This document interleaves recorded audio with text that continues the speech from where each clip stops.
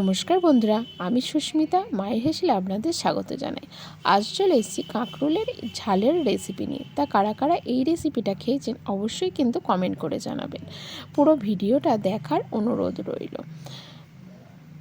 তো এখানে নিয়ে নিয়েছি কাঁকরোলের ঝালের রেসিপির জন্য আমি 3 পিস কাঁকরোলটাকে আমি প্রথমে ধুয়ে নিয়েছিলাম, নিয়ে এবার পাতলা পাতলা করে আমি কেটে আবার আমি একবার ধুয়ে নিয়েছি।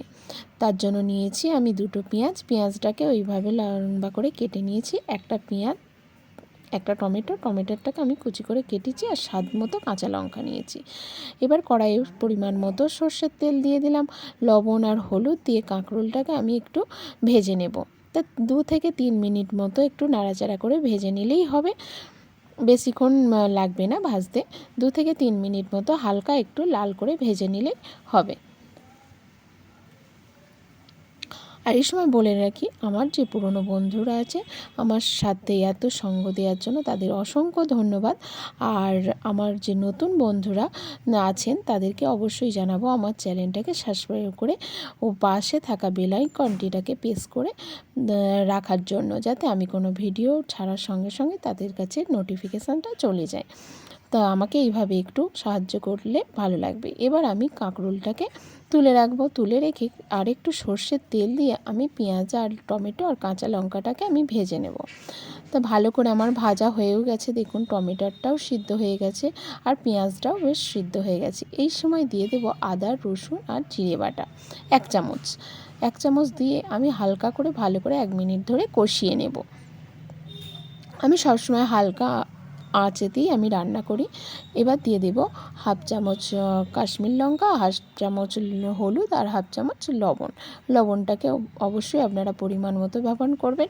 এই সময় আমি দিয়ে দেব একটু জলটা দিয়ে আমি ভালো করে মশলাটাকে কষিয়ে নেব। জলটা দিলে কি হয়, মশলাটা পুড়ে যায় না আর সুন্দরভাবে কষানোও যায়, আবার পেঁয়াজটাও গলে যায় ভালোভাবে। দেখুন আমার মশলাটা কষিয়ে এসেছে।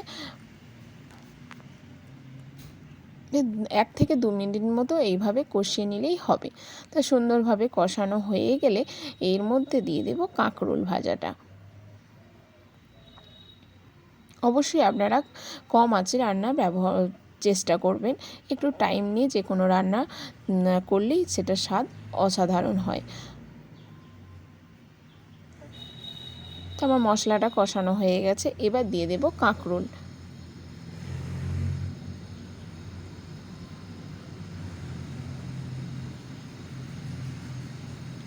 কাঁকরোলটা দিয়ে দিলাম, ভেজে রাখা কাঁকরোলটা এবার দিয়ে আমি আবারও 2 মিনিট ধরে এইভাবে মশলার সঙ্গে কাঁকরোলটাকে ভালো করে আমি কষিয়ে নেব।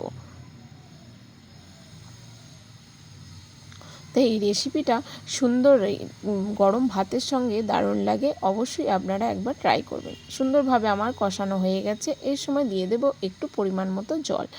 তো জলটা একটু অল্প করেই ব্যবহার করতে হবে, যেহেতু আমি আগে থাকতে নুন আর হলুদ দিয়ে কাঁকরোলটাকে ভেজে রেখেছিলাম। সেই সময় হাফ সিদ্ধ হয়েই গিয়েছিল কাঁকরোল, তার জন্য আমি অল্প করে জল ব্যবহার করলাম। এবার 2 মিনিটের জন্য আমি ঢাকা চাপা দিয়ে রেখে দেবো। তো 2 মিনিটের পর আমি ফিরে এলাম। 2 মিনিট পর আমি আবার কাঁকরোলটাকে এভাবে কিছুক্ষণ কষিয়ে নেব।